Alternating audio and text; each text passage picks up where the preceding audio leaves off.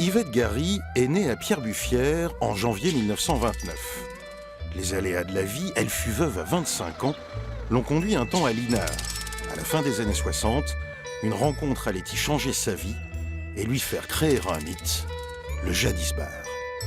Tous les jours, j'allais à l'apéritif avec mon ami. Et quand Antoine Blondin est venu s'installer à Linard avec sa femme Françoise, nous étions très amis et nous vivions pratiquement ensemble. Beaucoup au café, un peu chez eux, un peu chez moi. Le café n'était pas du tout à moi.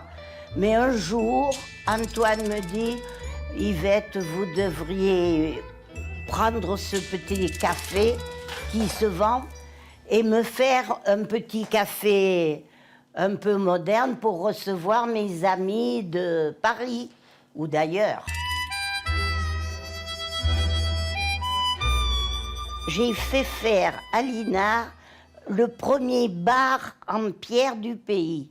J'avais fait mettre des carreaux où on ne voyait pas à travers. Alors je vous dis pas, à Linard, dans un petit bled, j'ai reçu du beau monde à Linard. Il y avait des journalistes d'Europe 1, il y avait des journalistes de Marseille. J'ai reçu beaucoup de coureurs cyclistes. Par contre, il m'avait amené Mitterrand une fois. Ça m'a laissé complètement indifférente. Et puis, il y avait quand même Antoine Blondin. Il était presque chez lui. Comme moi, quand j'allais chez eux, j'étais un petit peu moins chez moi parce que c'était pas tout à fait pareil. Ils buvaient du 51. Rarement du Ricard, un peu, mais rarement.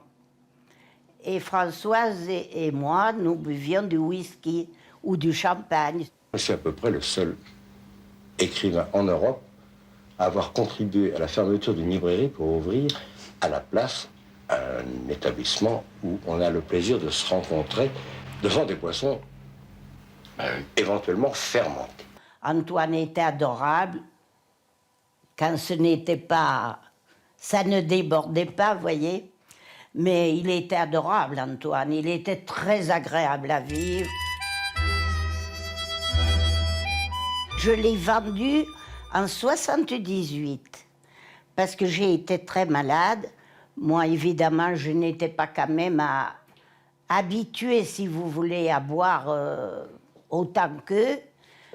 Et à force, mon foie n'a pas tenu le coup. 8 ans que j'ai tenu mon bar, en compte bien pour 16 ans de ma vie.